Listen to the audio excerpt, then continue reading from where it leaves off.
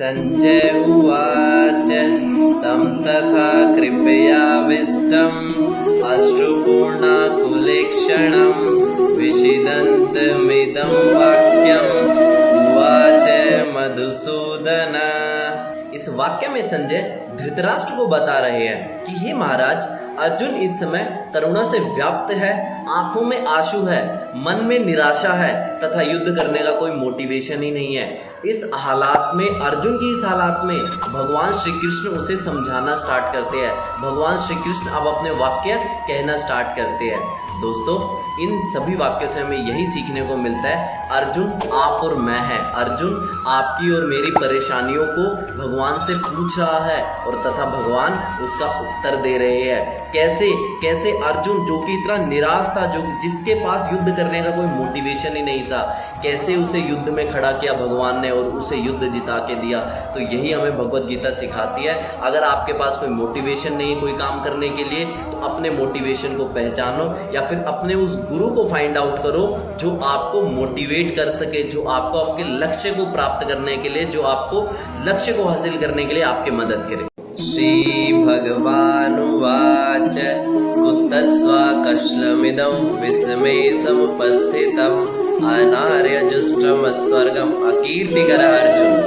श्री कृष्ण बड़े ही क्रोधित मन से इस वक्त अर्जुन को बोल रहे हैं कि हे अर्जुन, इस समय तुम्हारे मन में इस तरह का कल्मश आया ही क्यों?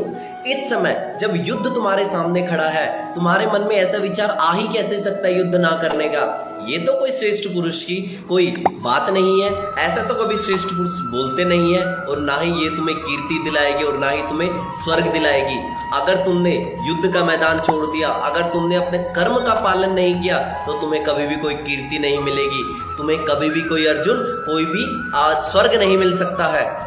दोस्तों, श्री कृष्ण की बात एकदम सही है। जब कर्म हमें करना होता है, उस समय कर्म से भागने का तो कोई मतलब ही नहीं है। यदि कर्म से आप भाग गए, यदि आपने अपना कर्म त्याग दिया, तो फ्यूचर में आपको कभी भी कोई याद नहीं रखेगा। फ्यूचर में आप ना ही अपने गोल्स को अचीव कर पाओगे। इसीलिए कृष्ण की बात का जरूर अपने जीवन में पालन करें और अपने कर्म को फॉलो करते रहिए। क्लैप्यमास्मगम पार्थ न तत्त्वयुपपद्यते क्षुद्रं हृदय दौर्बल्यं त्यक्तोत्तिष्ठ परन्तपः।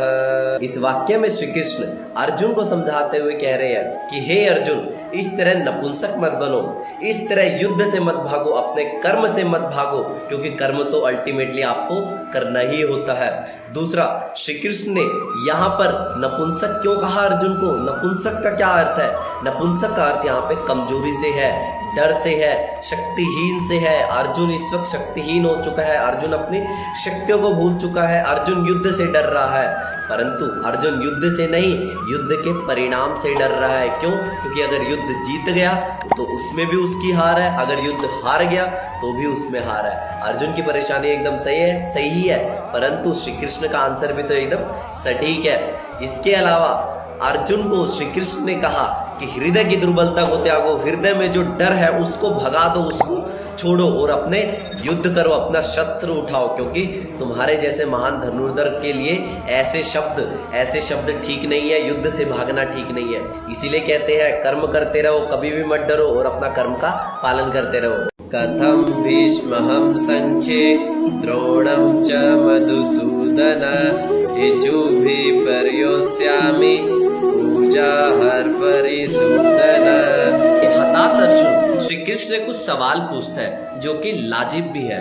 अर्जुन कहता है कि हे मधुसूदन, मुझे ये बताइए मैं कैसे भीष्म पितामह तथा गुरु द्रोण के ऊपर बाण चला सकता हूँ? जिन लोगों ने मुझे सिखाया, जिनकी मैं पूजा करता हूँ, जिन्होंने मुझे पाला पोसकर बड़ा किया, इस लायक पहुंचाया, मैं उन्हीं के ऊपर बाण कैसे चला सकता हूँ? दूर से तो देखो अर्जुन की परेशानी तो बिल्कुल ही सही जा रही है। अर्जुन अपनी जगह पर गलत नहीं है। अर्जुन को जिसने बाण चलाना सिखाया वह उसी पर कैसे युद्ध कर सकता है? परंतु युद्ध का तो यही नियम है, युद्ध में तो आपको शत्रु को मारना ही पड़ता है, युद्ध में तो आपको बाण चलाना ही पड़ता है। बाण अगर धनुष से निकल गया, वह यह नहीं देखता कि सामने वाला शत्रु है या अपना है, वह तो सामने वाले के प्राण हरने के लिए ही निकलता है। तो अर्जुन की समस्या सही है, लेकिन श्री कृष्ण का आंसर भी भगवत गीता के रूप में रेडी है। तो देखते रहिए श्री कृष्ण के उत्तर को जो कि अर्जुन को दिए गए हैं और अपनी समस्या को सॉल्व करते रहिए। गुरुन् हत्वा हि महानुभावान् श्रेयो भोक्तुं भैक्ष्यं पिह लोके हत्वा कामास्तु गुरुमिहेव भुञ्जीय भोगान् रुधिर प्रदिग्धान्। इस वाक्य में अर्जुन श्री कृष्ण से कहता है कि हे केशव, मैं इन महापुरुषों, मैं इन गुरुजनों को नहीं मार सकता। इन गुरुजनों को मारने से तो अच्छा ही है मैं संसार में भिक्षा मांगकर जीवित रहूं। क्यों? अर्जुन कहता है कि इन गुरुजनों को मारने के पश्चात अगर मैं युद्ध जीत भी जाऊं, अगर मुझे संसार का सारा अर्थ, सारा वैभव, सारा धन धान्य, राज्य भी मिल जाए, तो भी मैं उसका कोई लायक नहीं हूं, क्योंकि बिना अपनों के, बिना गुरुजनों के, बिना अपने लोगों के ऐसी जीत का कोई मतलब ही नहीं है। ऐसी जीत का क्या करना जो कि अपनों की लाशों पर गिनी जाएगी। बिल्कुल अर्जुन का अर्थ एकदम सही है, अर्जुन एकदम अपनी जगह पर सही है, लेकिन श्री कृष्ण भी तो देखिए अपनी जगह पर सही होंगे। दोस्तों, संसार में ऐसे कितने ही लोग हैं जो चाहते हैं मुझे सक्सेस मिल जाए बट मैं अपने परिवार के साथ भी रहूं, परंतु दोस्तों ये तो संभव नहीं है, क्योंकि जिन लोगों ने जीवन में कुछ उखाड़ा है उन्हें परिवार से दूर होना ही पड़ा है कुछ समय के लिए। वो कहते हैं ना, कुछ लोगों ने अपनों के कारण सपनों को छोड़ा और कुछ लोगों ने सपनों के कारण अपनों को छोड़ा। न चैतद्विद्व कतर्रनो गरीयो यद्वाजेम यदि वाजयेयु एव हत्वा न जिजीविषाम स्थिता प्रमुखे धात्र राष्ट्रा। हताश अर्जुन श्री कृष्ण से कुछ पूछता है, केशव मुझे ये बताओ कि हमारे लिए श्रेष्ठ क्या है, युद्ध करना या ना करना? हम तो यह भी नहीं जानते। अब मुझे ये बताओ कि यदि हमने धृतराष्ट्र के पुत्रों को युद्ध में मार दिया, हमारी विजय भी हो गई, तो उस विजय का क्या करें? क्योंकि जिन लोगों के लिए मैं वो जीत चाहता हूँ, जो लोग मेरे साथ खुशी में साथ रहे, उनकी हत्या ही हो जाएगी, उनका तो वध करके मुझे जीतना है। तो बताओ मेरे लिए श्रेष्ठ क्या है, युद्ध करना या ना करना? क्योंकि ये फैसला मुझे आज ही लेना है। भविष्य में क्या होगा वो तो मेरे हाथ में नहीं है। भविष्य में धृतराष्ट्र के पुत्र जीतेंगे, पांडव जीतेंगे, वो मेरे हाथ में नहीं है, परंतु आज जो मैं निर्णय लूंगा, आज जो मैं फैसला करूंगा वो तो मेरे हाथ में है। आज अगर मैंने सही फैसला किया तो शायद बहुत बड़ा पाप करने से मैं बच जाऊंगा और दोनों तरफ के लोगों की हानि नहीं होगी। उम्मीद करता हूं दोस्तों ये वाक्य आपको अर्जुन का समझ आया होगा, अर्जुन की हताशा समझ आई होगी, और अगले कुछ वाक्यों में श्री कृष्ण का उत्तर भी बहुत जल्दी मैं लेके आ रहा हूँ। कार्पण्य दोषो बहस्वभावा पृच्छामि त्वां धर्म सम्मूढ़ चेता यश्चेष्यात् निश्चितं ब्रूहि तन्मे शिष्यस्ते अहम शादी माम त्वं प्रपन्नम। बड़े ही हताश मन से अर्जुन श्री कृष्ण से कहता है कि हे माधव, मैं इस वक्त खुद को कायर महसूस कर रहा हूँ, मैं इस समय खुद को दुर्बल महसूस कर रहा हूँ। ऐसी अवस्था में मैं अपना धैर्य खो चुका हूँ, मैं कर्म नहीं पहचान पा रहा हूँ कि मेरे लिए क्या कर्म उचित है, मैं उचित और अनुचित के बीच में फर्क नहीं कर पा रहा हूँ। हे माधव, ऐसी अवस्था में आप मुझे मार्ग दिखा सकते हो, आप ही केवल मुझे यह बता सकते हो मेरे लिए श्रेष्ठतम क्या है। जो भी आप बताएंगे, जो भी मेरे लिए श्रेष्ठतम होगा, मैं उसी मार्ग पर चलूंगा। मैं आपको सरेंडर करता हूँ, मैं आपकी शरण में आता हूँ, और हे माधव, हे कृपा निधान, मुझे कृपया करके ये बताइए कि मेरे लिए श्रेष्ठतम क्या है। जो आप बताएंगे मैं भी वही चीज करूंगा। दोस्तों, जब भी आप कठिनाई में हो, केवल दो ही लोग आपकी रक्षा करेंगे, दो ही लोग आपको सही रास्ता दिखाएंगे। पहले माता पिता और दूसरे अपने गुरु। अपने गुरु की रक्षा करो, अपने गुरु के बताए गए आदेशों का पालन करो और अपने गुरु को अपनी सारी परेशानी बताओ। अगर आपने अपने गुरु को अपनी सारी परेशानी बता दी तो गुरु भी आपको सही मार्ग दिखाएगा, सही रास्ता दिखाएगा कि आपके लिए जो बेस्ट होगा वही बताएगा। हि प्रपश्यामि ममापनुद्याच्छ शोकमुच्छोषणमिन्द्रियाणाम् अवाप्य भूमा वस्पत्नमृधं राज्यं सुराणामपि चाधिपत्यम्। अर्जुन अपनी ही बात को कंटिन्यू करता है। इस वाक्य में अर्जुन कहता है हे माधव, मुझे ऐसा कोई साधन दिखाई नहीं देता जो मुझे ऐसे इंद्रियों को सुखा देने वाले शोक से दूर कर सके। अर्जुन कहता है, हे माधव, अगर मैं युद्ध जीत भी गया, अगर मुझे पृथ्वी का धन धान्य, नाम तथा ऐश्वर्य भी मिल गया, तो मुझे इससे क्या ही लाभ होगा, क्योंकि मैं अपनों को मारकर, पितामह, गुरुजन, अपने ही भाइयों को मारकर तो ये युद्ध जीत रहा हूँ। इससे बड़ा शौक की तो मेरे लिए कोई बात ही नहीं हो सकती। देखो, अर्जुन अपनी जगह पर सही है, अर्जुन गलत नहीं है। अर्जुन कहना चाह रहा है मैं अपने ही सगे संबंधियों को कैसे मारूं, परंतु श्री कृष्ण आगे तर्क देंगे। अगर आप अपने सगे संबंधों से आगे नहीं बढ़े, अगर आप संबंधियों से आगे नहीं बढ़े, तो संसार के सबसे बड़ी प्रॉब्लम को कैसे सॉल्व कर पाओगे, संसार में इस दुराचार्य को कैसे सॉल्व कर पाओगे जो हो रहा है या होने वाला है। आगे श्री कृष्ण तर्क देंगे। बिल्कुल सही बात है, श्री कृष्ण के तर्कों को हम आगे जरूर सुनेंगे। संजय उवाच एवमुक्त्वा ऋषिकेशं गुडाकेश परन्तप न योऽस्य इति गोविन्दमुक्त्वा तूष्णीं बभूव। संजय धृतराज से कहते हैं कि हे महाराज, निद्रा को जीत लेने वाले अर्जुन ने तथा शत्रुओं का दमन करने वाले अर्जुन ने श्री कृष्ण से कहा कि हे गोविंद, मैं युद्ध नहीं कर सकता, मैं युद्ध नहीं कर सकता। और ऐसा कहकर अर्जुन शांत हो गया। अर्जुन को निद्रा से जीत लेने वाला क्यों बोलते थे? कहते हैं नींद एक नेचुरल चीज है जो कि हर व्यक्ति को आती है, परंतु अर्जुन ने अपनी नींद पर भी कंट्रोल कर लिया था। इतना महान अर्जुन जो कि शत्रुओं का दमन कर सकता है, जिसने विराट युद्ध में सबको हराया था और अपनी नींद पर भी जो कंट्रोल कर चुका है, जिसने मछली को एक आंख से मार दिया था, ऐसे अर्जुन भी परेशान है, ऐसा अर्जुन भी हताश है कि मैं युद्ध नहीं कर सकता। कहते हैं ना, मोह कभी किसी को जिता नहीं सकता।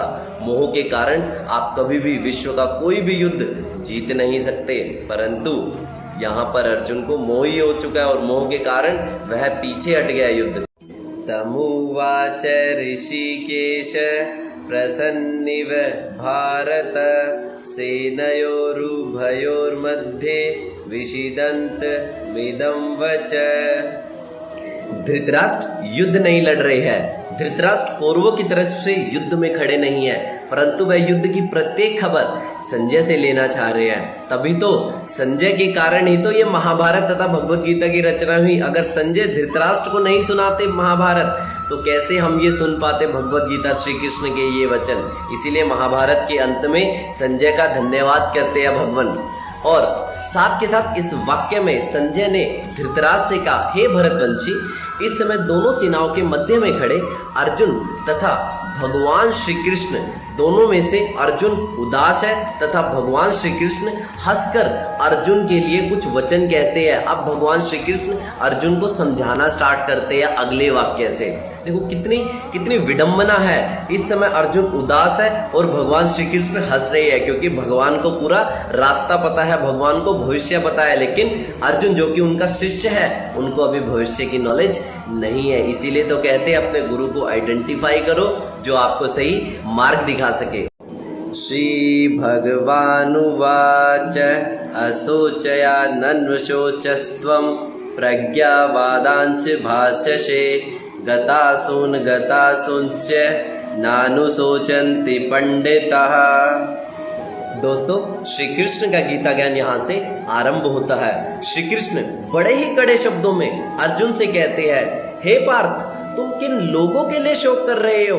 तुम किन व्यक्तियों के लिए शोक कर रहे हो?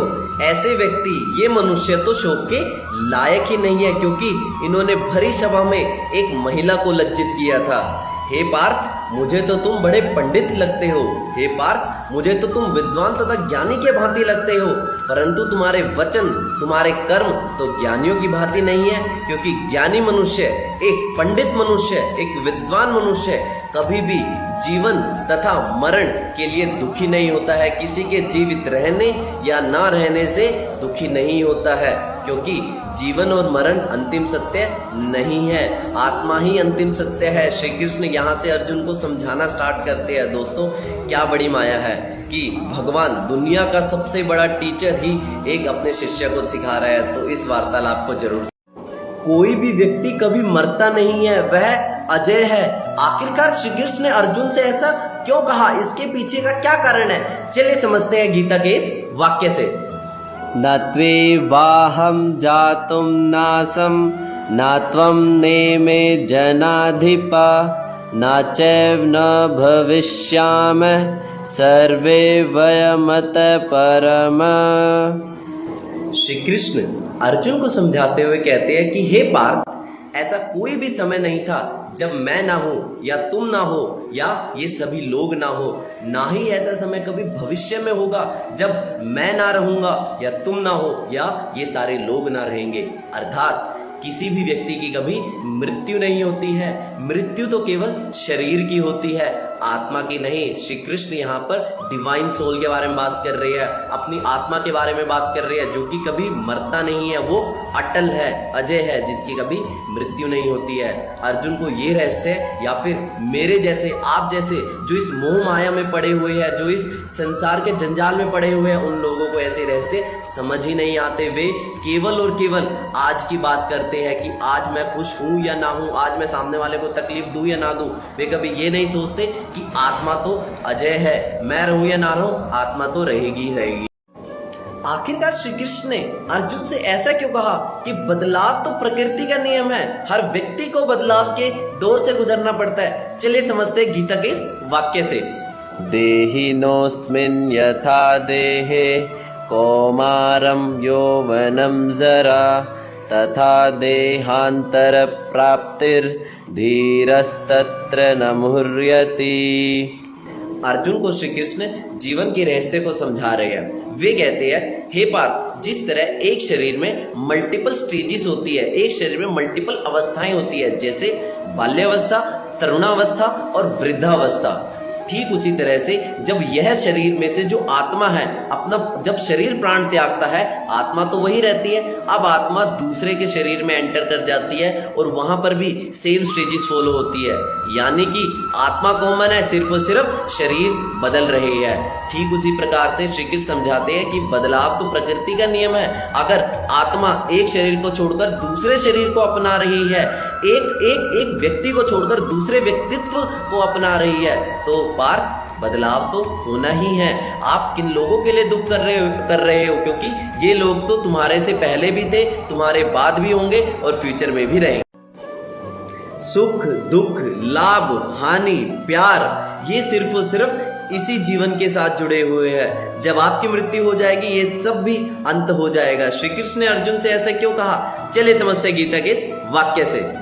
मात्रा स्पर्शाशु कौन्तेय शीतोष्ण सुख दुःखदा आगमापायिनो नित्या स्थान्ति तिक्षस्व भारतः। हे कुंती पुत्र, एक व्यक्ति के जीवन में सुख तथा दुख ठीक उसी तरह होते हैं जिस तरह इस प्रकृति में सर्दी और गर्मी की ऋतुएं होती है।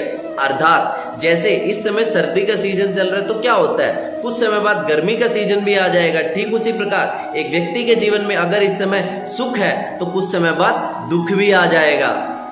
श्री कृष्ण अर्जुन के माध्यम से हम मनुष्यों को समझाने का प्रयत्न करते हैं कि हे मनुष्यों, जो भी तुम्हें इस समय भाव आ रहे हैं, सुख, दुख, भूख, प्यार, किसी के लिए प्रेम, किसी के लिए घृणा, ये सिर्फ और सिर्फ इंद्रिय बोध के कारण है। इंद्रिय अटल नहीं है। जब तुम्हारी मृत्यु हो जाएगी, इंद्रियों का भी अंत हो जाएगा, तुम्हारी इन भावनाओं का भी अंत हो जाएगा।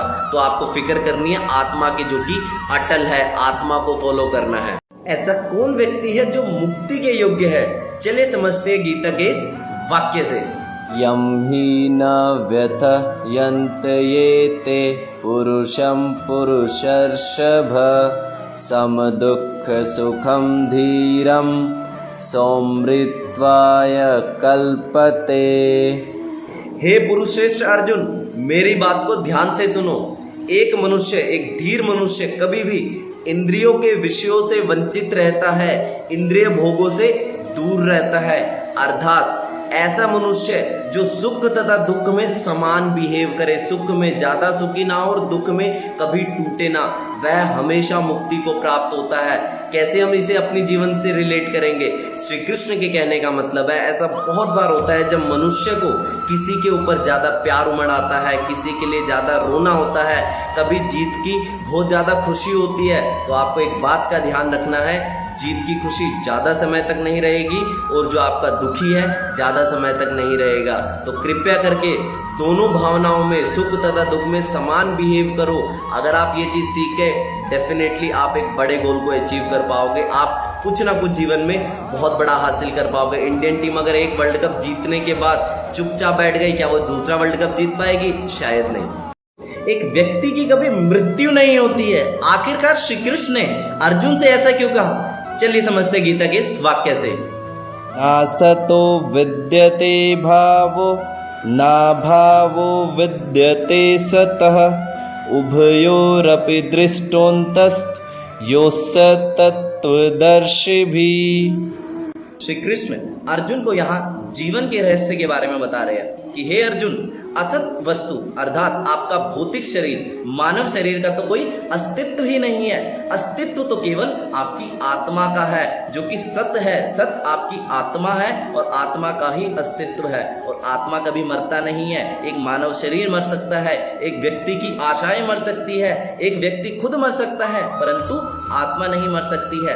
अगर तू अभी किसी व्यक्ति को मार रहा है, अगर तू अपने गुरुजन, अपने परिजनों को मार रहा है, तो हे पार्थ दुखी मत हो, क्योंकि यही परिजन दोबारा से प्रकृति के इस चक्कर में आएंगे, दोबारा से प्रकृति के इस साइकिल में आएंगे किसी अन्य रूप में जन्म लेके, परंतु उन दोनों में कॉमन चीज क्या होगी? इस शरीर तथा उस शरीर में आत्मा।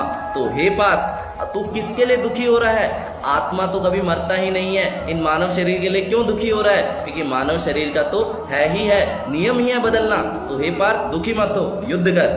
जीवन का ऐसा रहस्य जो कि हर एक मनुष्य को समझ नहीं आएगा। भगवान श्री कृष्ण ने अर्जुन से ऐसा क्यों कहा? चलिए समझते गीता के इस वाक्य से। अविनाशी तु तद्विद्धि येन सर्वमिदं ततं विनाशमव्ययस्यास्य न कश्चित् कर्तुमर्हति। अर्जुन को जीवन का रहस्य समझाते हुए भगवान श्री कृष्ण कहते हैं, हे पार्थ, अब मेरी बात को तू ध्यान से सुन। मैं अब तुझे आत्मा के बारे में समझाने वाला हूँ। आत्मा जो कि अविनाशी है, जो कभी मरता नहीं है, और पूरा के पूरे संसार का फॉर्मेशन, पूरे के पूरे संसार का निर्माण आत्मा से ही हुआ है।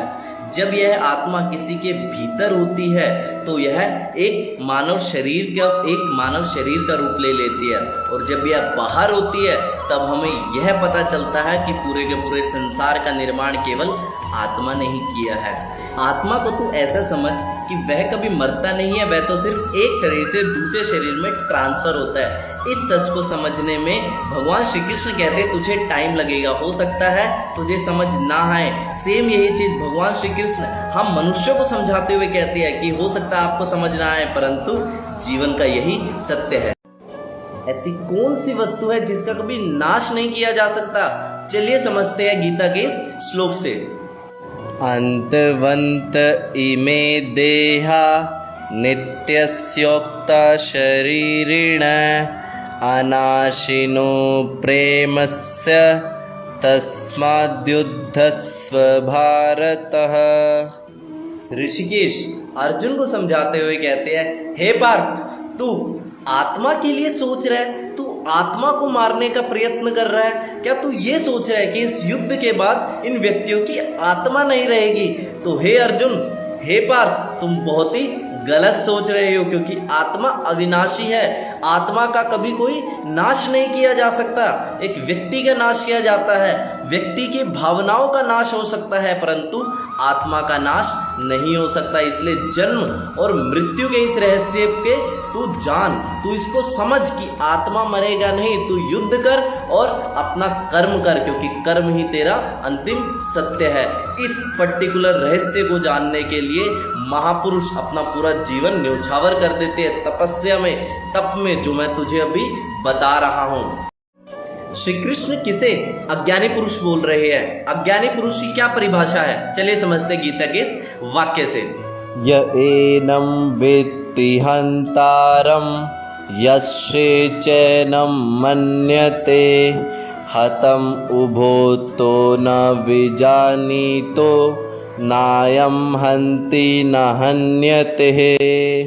श्री कृष्ण कहते हैं कि हे अर्जुन, जो व्यक्ति यह समझता है कि मैं आत्मा को मार सकता हूँ या फिर आत्मा की मृत्यु हो सकती है, उससे बड़ा अज्ञानी तो कोई भी नहीं है, क्योंकि वह जीवन के अटल सत्य को जानता ही नहीं है। क्योंकि आत्मा, एक जीवात्मा कभी मरता नहीं है, वह अमर है, उसकी ना तो मृत्यु की जा सकती है और ना ही वह मर सकता है। ये बात सुन ले ध्यान से अर्जुन तू।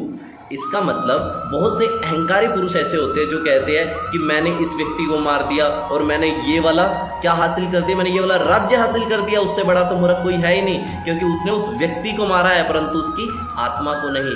ठीक उसी तरह से हमारे जीवन में भी हम बहुत सारे अचीवमेंट्स को हासिल करते हैं। श्री कृष्ण के कहने का मतलब है अचीवमेंट्स को हासिल जरूर करते हो परंतु उसके पीछे हाथ किसी और का है। ये बात जरूर याद रखना। अगर आपने कोई चीज अचीव कर ली, ये सोच लेना आपके पीछे किसी का हाथ है। ऐसी क्या वस्तु है जो नित्य शाश्वत है, जो अजन्मा है, जिसका कभी अंत नहीं किया जा सकता? चलिए समझते हैं श्री कृष्ण डायरेक्टली गीता के इस श्लोक से। न जायते म्रियते वा कदाचित् नायं भूत्वा भविता भा न भूय अजोय नित्य शाश्वतोऽयं पुराणो न हन्यते हन्यमाने शरीरे। अर्जुन को भगवान श्री कृष्ण समझाते हुए कहते हैं कि हे अर्जुन, आत्मा ना तो कभी जन्म लेता है ना तो कभी मरता है। आत्मा तो अजन्मा है, जिसकी कभी मृत्यु ही नहीं हो सकती। तू ऐसा समझ, आत्मा शाश्वत है, आत्मा पुरातन है, आत्मा अजन्मा है, आत्मा सनातन है, आत्मा में ही भगवान का अंश है। तो ये समझ, अगर एक संसार में 1 करोड़ व्यक्ति है या अरबों व्यक्ति है, उन सभी में भगवान का एक अंश है जो कि आत्मा के रूप में है। तू आत्मा को इस तरह से समझ जैसे एक व्यक्ति अपने शरीर पर नए वस्त्र धारण करता है और वस्त्र के फट जाने पर वह दूसरा वस्त्र धारण करता है। ठीक उसी तरह से एक व्यक्ति के शरीर में आत्मा है। आत्मा अभी आपके शरीर में है, जो और जब आपकी मृत्यु हो जाएगी वह दूसरा शरीर चेंज कर लेगी, दूसरे शरीर में चली जाएगी एक वस्त्र की भांति। तो ये समझ, आत्मा अजन्मा है, आत्मा कभी मरता नहीं है। जीवन में कोई भी व्यक्ति किसी की मृत्यु नहीं कर सकता। श्री कृष्ण ने ऐसा क्यों कहा? चलिए समझते हैं गीता के इस श्लोक से। वेदा विनाशिनं नित्यं य एनमजं व्ययं कथं स पुरुष पार्थ कं घातयति हन्तिकम्। हे प्रजापुत्र अर्जुन, जो व्यक्ति यह समझता है कि आत्मा शाश्वत है, आत्मा पुरातन है, आत्मा अजन्मा है, आत्मा नित्य सनातन है, वह व्यक्ति भला किसी को कैसे मार सकता है तथा कैसे मरवा सकता है? क्योंकि वह स्वयं ही कह रहा है कि आत्मा तो अजन्मा है। एक व्यक्ति की आप मृत्यु कर सकते हो बट आत्मा की नहीं। श्री कृष्ण इस वाक्य से सबको संदेश दे रही है, जो अटल सत्य है आपको उसी को फॉलो करना है, जो झूठ है उसको कभी आपको फॉलो नहीं करना है। आपको एक एग्जाम्पल से समझते श्री कृष्ण क्या कहना चाहते हैं। एक व्यक्ति एक पार्थिव शरीर की तरह होता है, पार्थिव शरीर जो मिट्टी में मिल जाता है मृत्यु के पश्चात, परंतु आत्मा अटल है। आत्मा इस शरीर को छोड़कर दूसरे शरीर में प्रवेश कर लेगी, परंतु पार्थिव शरीर मिट्टी में मिल चुका है, उसका अंत हो चुका है। महाभारत के भीषण युद्ध में श्री कृष्ण ने पुराने वस्त्रों का जिक्र क्यों किया? श्री कृष्ण ने फटे हुए वस्त्रों का जिक्र क्यों किया? चलिए समझते गीता के इस वाक्य से। वासांसि जीर्णानि यथा विहाय नवानि गृह्णाति नरोपराणि तथा शरीराणि विहाय जीर्णान् अन्यानि संयाति नवानि देहि। श्री कृष्ण अर्जुन को उदाहरण देते हुए कहते हैं, हे अर्जुन, जिस तरह तुम पुराने वस्त्रों को त्याग कर नए वस्त्रों को पहन लेते हो उसके फट जाने पर, ठीक उसी प्रकार आत्मा भी यही प्ले करती है हमारे जीवन में। आत्मा जब एक वृद्ध शरीर को देखती है, जब वृद्ध शरीर से आत्मा को झेला नहीं जाता या ये समझे वृद्ध शरीर का समय पूरा हो चुका होता है, तभी आत्मा उस शरीर को त्याग कर दूसरे शरीर में धारण कर लेती है। अर्थात एक शरीर की आयु होती है, एक वस्त्र की आयु होती है, परंतु आत्मा की आयु नहीं होती है।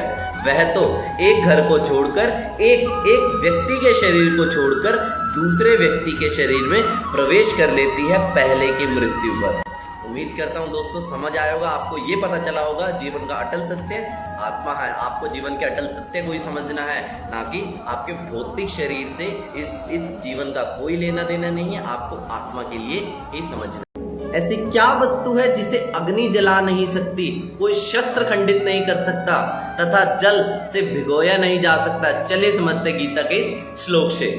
नैनं छिन्दन्ति शस्त्राणि नैनं दहति पावकः न चैनं क्लेदयन्त्यापो न शोष्यति मारुतः।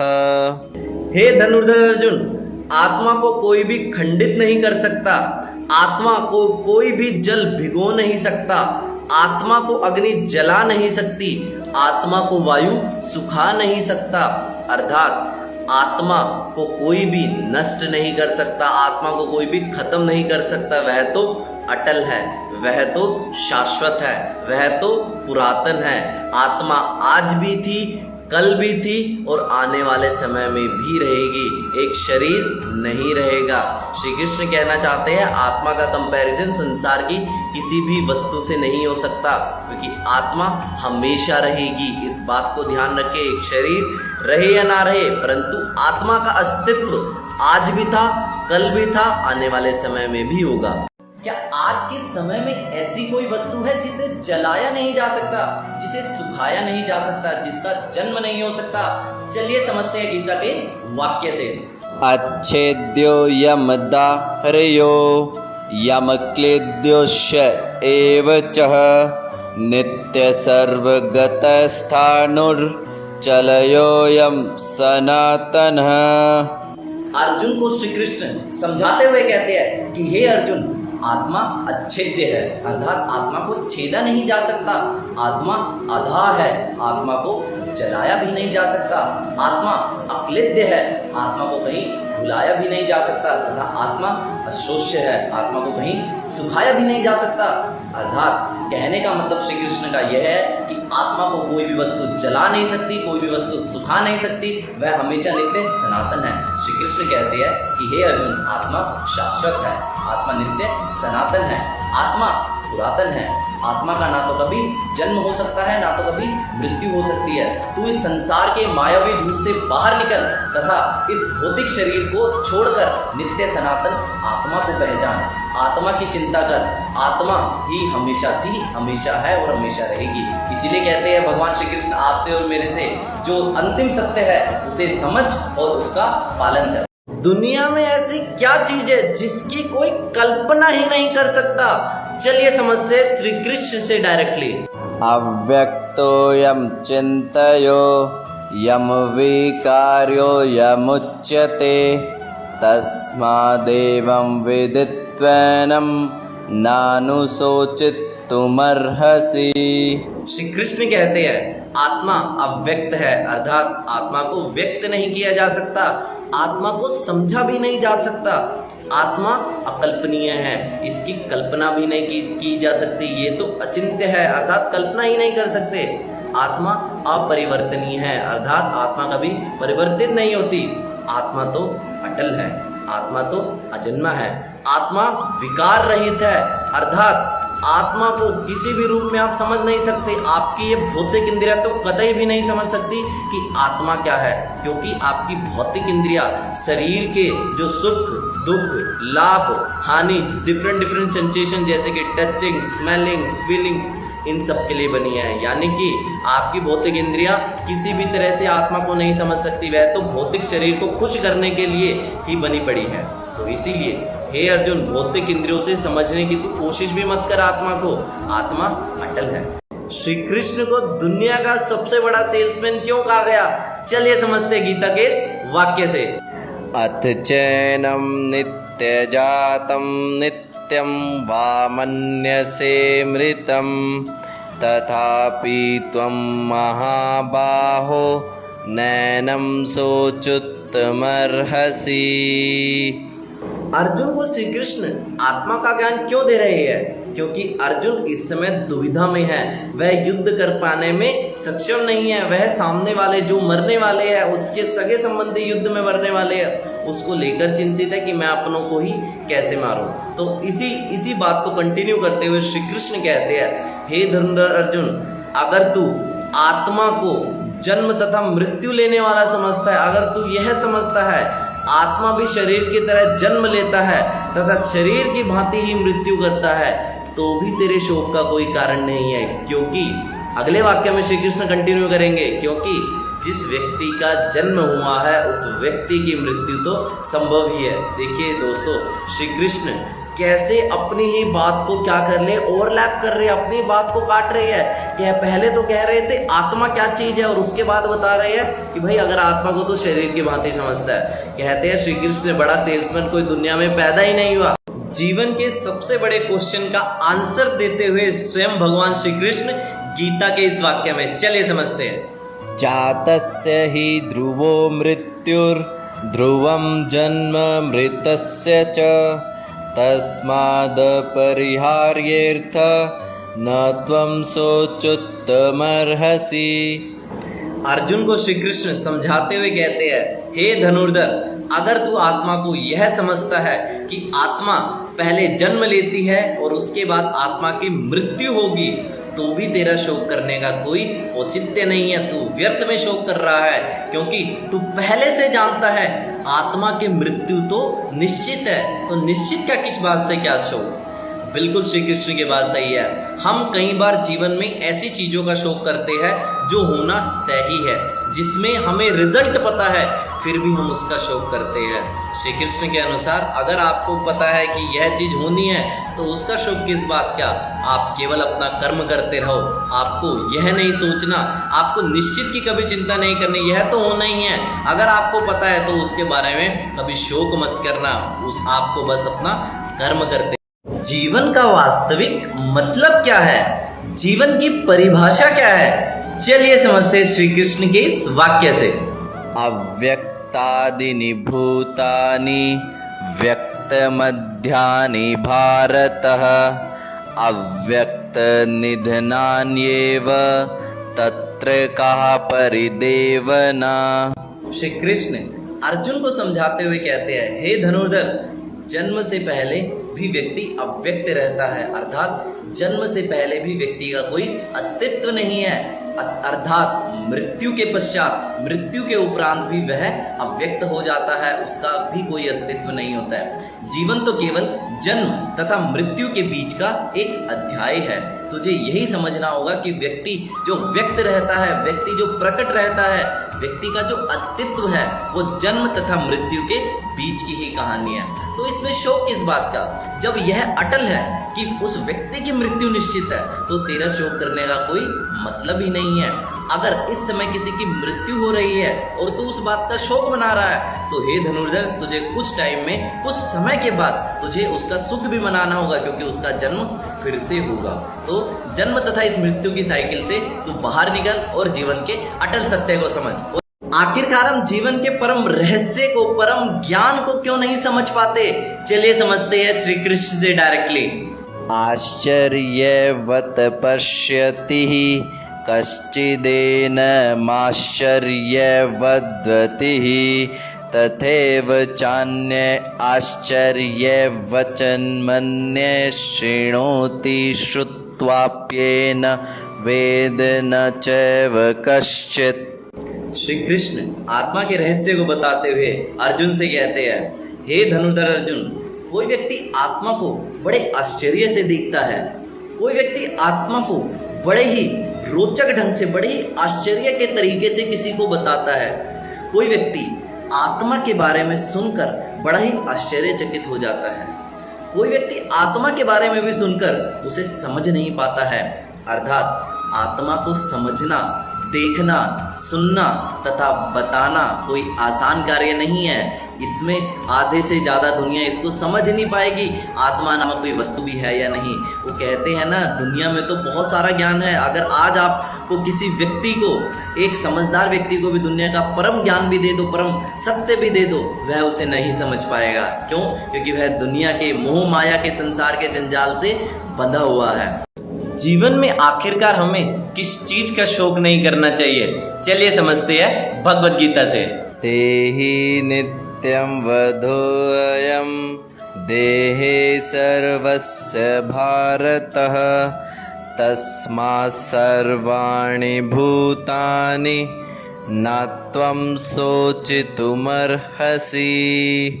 हे भरतवंशी अर्जुन, शरीर में रहने वाली इस आत्मा का कभी वध नहीं किया जा सकता, इस आत्मा की मृत्यु नहीं हो सकती। अतः कोई भी व्यक्ति की मृत्यु पर, कोई भी जीव की मृत्यु पर तुझे शोक करने की कोई आवश्यकता ही नहीं है।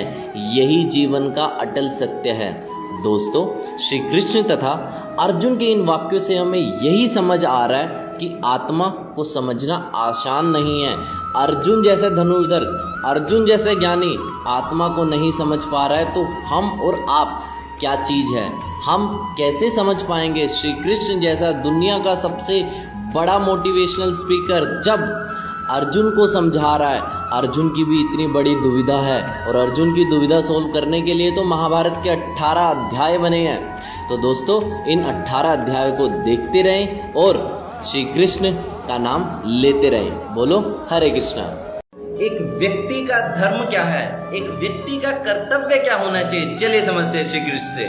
स्वधर्ममपि चावेक्ष्य न विकम्पितुमर्हसि धर्म्यादि युद्धाश्रेयोन्न यत् क्षत्रिय यस्य न विद्यते। कई बार श्री कृष्ण ने बड़े ही कड़े शब्दों में अर्जुन को समझाने की कोशिश की है। अर्जुन को वे कहते हैं, हे अर्जुन, अगर तू अपने धर्म को भी देखता है, अगर तू अपने क्षत्रिय धर्म को भी देखता है, तो भी तेरे यहाँ पे डरने का कोई कारण नहीं है, क्योंकि क्षत्रियों का ही धर्म होता है, क्षत्रियों का कर्तव्य होता है युद्ध में भाग लेना, युद्ध में खड़े रहना और युद्ध को जीतना। अगर इस युद्ध में तुम्हारी पराजय भी होती है तो भी तुम वीर गति को प्राप्त होगे। देखो दोस्तों, कभी श्री कृष्ण अर्जुन को समझाते हैं, कभी श्री कृष्ण अर्जुन को बड़े ही कड़े शब्दों में कहते हैं। एक अच्छा सेल्समैन वही है जो अपने जो तर्क है उसको भी अच्छी तरह से समझा सके with different example. Shri Krishna एक तरह से वही कर रहे हैं।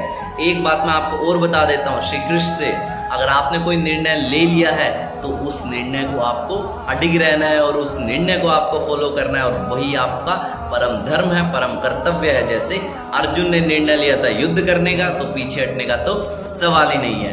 बोलो हरे कृष्ण। श्री कृष्ण के अनुसार ऐसा कौन व्यक्ति है जो स्वर्ग के लायक है? किसके लिए स्वर्ग के द्वार हमेशा खुले रहते हैं? चलिए समझते हैं श्री कृष्ण से डायरेक्टली।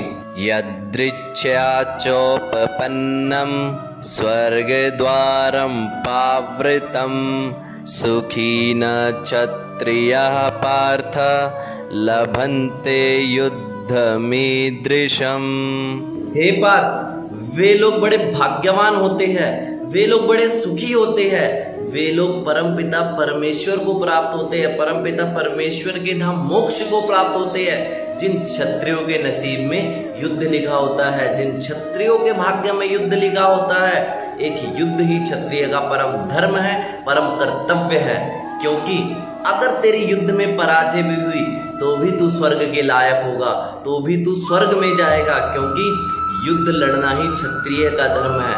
अगर तू युद्ध में जीत गया तो तेरे लिए पूरा संसार है, परंतु युद्ध में हार भी गया तब भी तेरे लिए स्वर्ग के द्वार है। श्री कृष्ण आपको और मुझे समझाना चाह रहे हैं कि आपको चैलेंज को एक्सेप्ट करना है, चैलेंज को मोक्ष मानकर एक्सेप्ट करना है कि जब भी आपके जीवन में कुछ चुनौती आए वो उसे आपको लड़कर सामना करना है, उसका आपको पराजय करना है और चैलेंज को विन करना है। यही श्री कृष्ण हमें सिखाते हैं इस वाक्य से।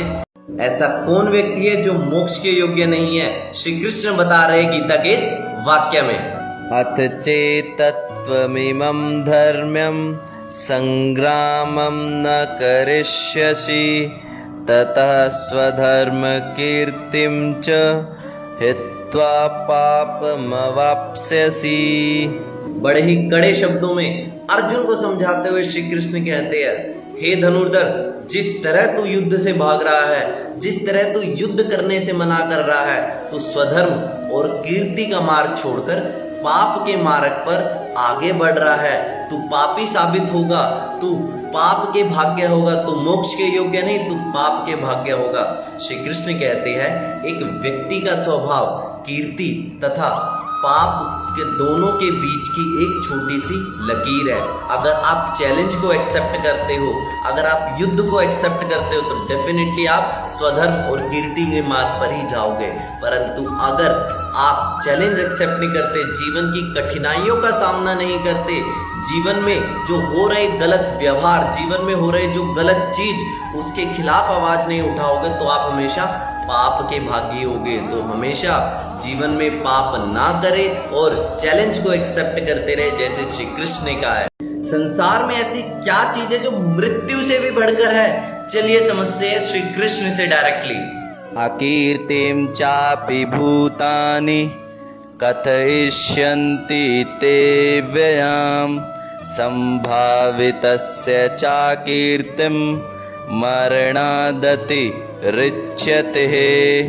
वृद्धापुत्र अर्जुन को समझाते हुए भगवान श्री कृष्ण कहते हैं, हे धनुर्धर, अगर तू इस समय युद्ध नहीं करेगा, अगर तू इस समय युद्ध से भाग रहा है, तो ये याद रख, संपूर्ण संसार अनंत काल तक तुझे कायर की भांति देखेगा, तेरी अकीर्ति होगी तथा तुझे यश भी नहीं मिलेगा। और एक क्षत्रिय के लिए कायर अर्थात मृत्यु के बराबर है। इससे बढ़िया तो यही होगा, तू युद्ध कर और युद्ध में तेरी मृत्यु ही हो जाए। श्री कृष्ण बड़े ही कड़े शब्दों में यहाँ पर अर्जुन को समझा रहे हैं। दोस्तों, एक एग्जाम्पल लीजिए। एक बहुत ही बड़ा व्यक्ति है, जब भी वो लोगों की भीड़ में जाता है तो लोग उसका सम्मान करते हैं, लोग उसके बारे में बात करते हैं, लोग उसका ज्ञान सुनना चाहते हैं। परंतु वहीं उल्टा समझ लीजिए, जब एक अपमानित व्यक्ति, एक ऐसा व्यक्ति जिसका संसार में इमेज बढ़िया ना हो, और वो ऐसे भीड़ में चले जाए, तो लोग क्या कहेंगे? तो यही इस समय अर्जुन को भगवान श्री कृष्ण कह रहे हैं। आखिरकार आपके परिजन, आपके सगे संबंधी, आपके प्रेमी मित्र कब आपसे मुंह मोड़ लेंगे, कब आपकी अपकीर्ति करेंगे? चलिए समझते हैं श्री कृष्ण से। भयाद्रणा दुपर्दम मंसयन्ते त्वां महारथा येषां च त्वं बहुमतो भूत्वा यास्यसि लाघवम्। हे अर्जुन, जिन महान आत्माओं ने तेरा गामन किया है, जिन महान आत्माओं ने तेरी कीर्ति की है, जो लोग तुझे बहुत ही श्रेष्ठ योद्धा समझते हैं, वही भविष्य में तो तेरे अपकीर्ति करेंगे, तेरे बारे में कायर समझेंगे, तुझे डरा हुआ समझेंगे अगर तूने इस समय युद्ध नहीं किया। अर्थात जो लोग तेरे आज साथ है, वही फ्यूचर में, वही भविष्य में तेरी अपकीर्ति करेंगे।